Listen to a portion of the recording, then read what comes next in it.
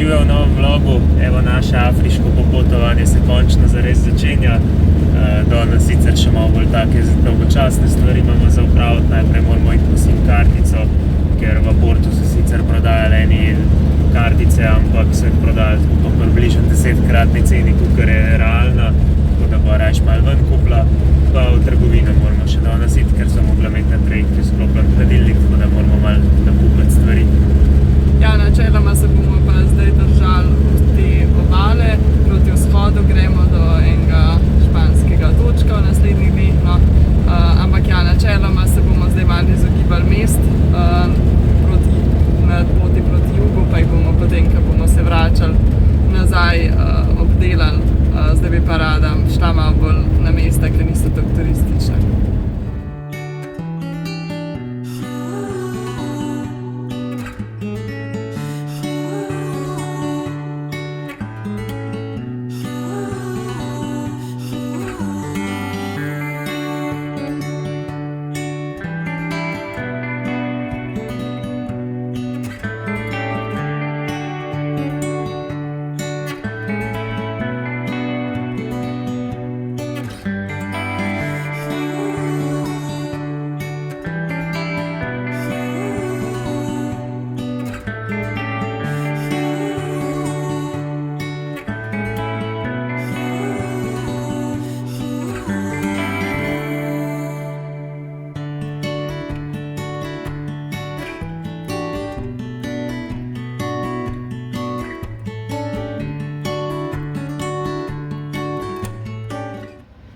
No, sva zrihtala in SIM kartico in v trgovino sva šla in na tržnico. SIM kartico sva kupila pri Maroc Telekomu. Internet je tle kar drag. V Franciji sva recimo za 20 evrov dobila 200 giga, tukaj sva dobila pa za 10 evrov 10 giga. Tako da bo mogla malo manj na družbenih omrežjih viseti. Potem sva šla pa še v trgovino in potem še na tržnico, ki je bila tle zraven. Sva kupila sadje in zelenjavo in za tole zelenjavo, ki je 3 kile, mislim, da vse skupaj, sva dala dobre 2 evra. Tako da sem že zdaj kar zelo zadovoljna, da smo v Maroku že zaradi cene in zaradi vzdušja, ker po teh tržnicah in lokalnih ulicah se je vedno ful fajn sprehajati.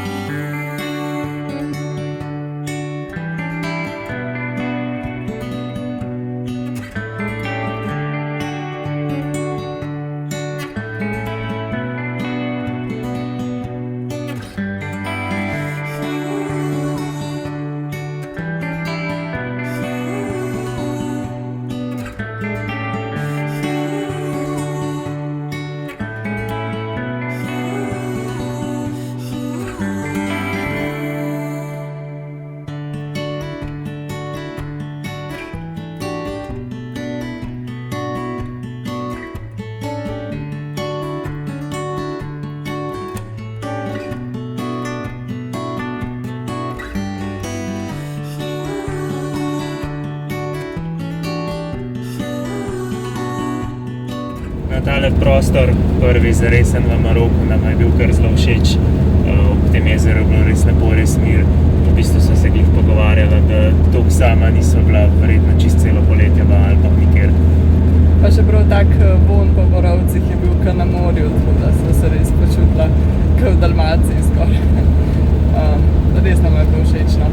Gremo pa danes naprej do enega narodnega parka, kjer bomo verjetno šli peš do enega mostu, pa mogoče tudi do enega slapu, ampak to bomo še videli, ker piše, da najverjetneje zdajle ni glih preveč vode, ker je glih po poletju, tako da mogoče bomo šli samo do mostu.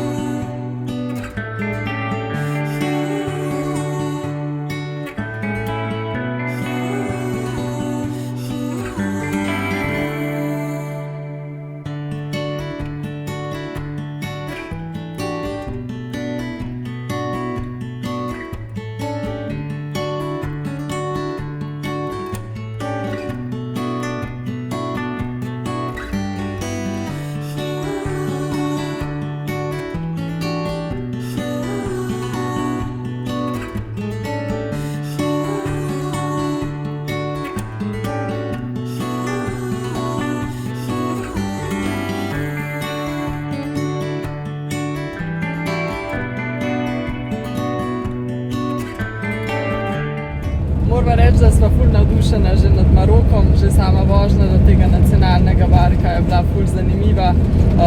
Pol pa ta nacionalni park pa sploh, no, tisti most je res zanimiv, ampak tudi sama hoja do mostu je bila ful fajn. Nekako me je vse spominjalo na vadije v Omanu, ker pač smo ves čas hodili ob reki, pa na eni pa drugi strani so ves čas neki barčki, pa stoli, tako ker mize pa stole imajo v vodi naštimane.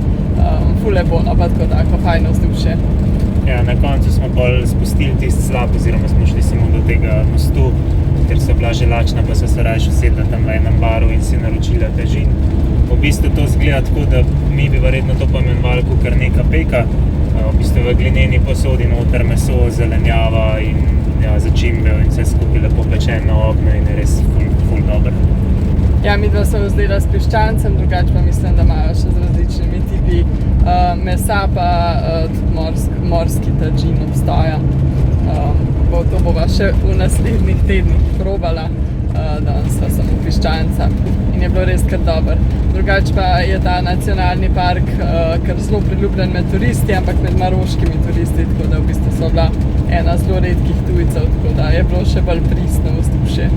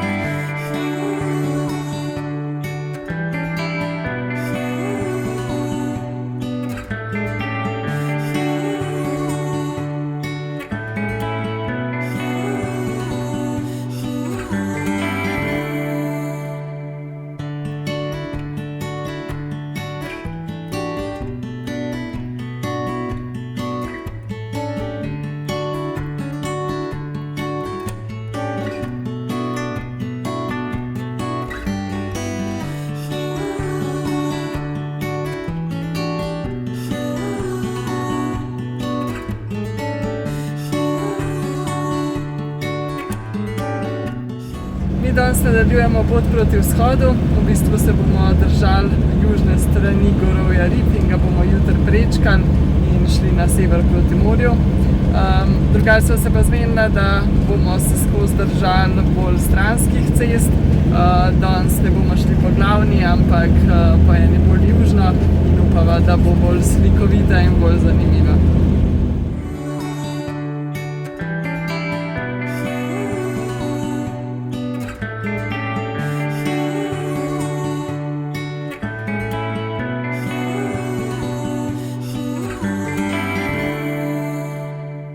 Konopljo v Maroku gojijo že od 16. stoletja, ko so jo gojili po vsej državi v majhnem obsegu za lokalno uporabo v vrtovih in sadovnjakih. Šele v 18. stoletju je regija Rif na skrajnem severu postala opazno središče pridelave. Kot odgovor na ogromno povpraševanje tihotapcev in mladih turistov zahoda so pridelovalci v 60. in 70. letih prejšnjega stoletja začeli konopljo gojiti v večjih količinah. Maroko je trenutno med največjimi svetovnimi proizvajalci hašiša, od leta 2016 pa je največji svetovni dobavitelj konoplje. Slednja sicer še ni legalizirana, je pa leta 2021 maroški parlament glasoval za legalizacijo uporabe konoplje v medicinske, pa tudi kozmetične in industrijske namene. Istega leta je bilo kar 73.000 hektarjev zemlje v Maroku uporabljene za gojenje te dišeče rastline.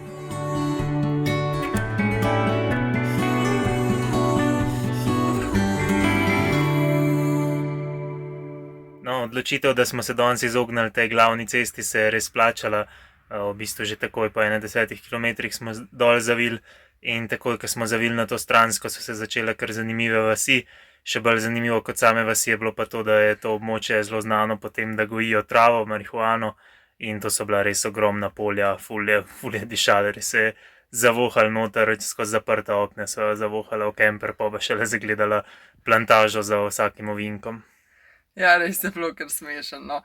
Prevozili smo 60 km po tej stranski cesti, pa čisto so bile plantaže levo in desno povsod, po vseh gričih in dolinah, tako da ja, mislim, da bova jih še videla v naslednjih dneh, ampak potem, ko smo en košček mehen prevozili po glavni cesti, jih ni bilo več, tako da ja, bomo videli, kaj bo jutri. Ja, zgleda vse en mal bolj v takih odročnih krajih to gojijo, ne glih čisto ob glavni cesti. Je pa to za ta vlog, pa se vidimo v naslednjem. Dio.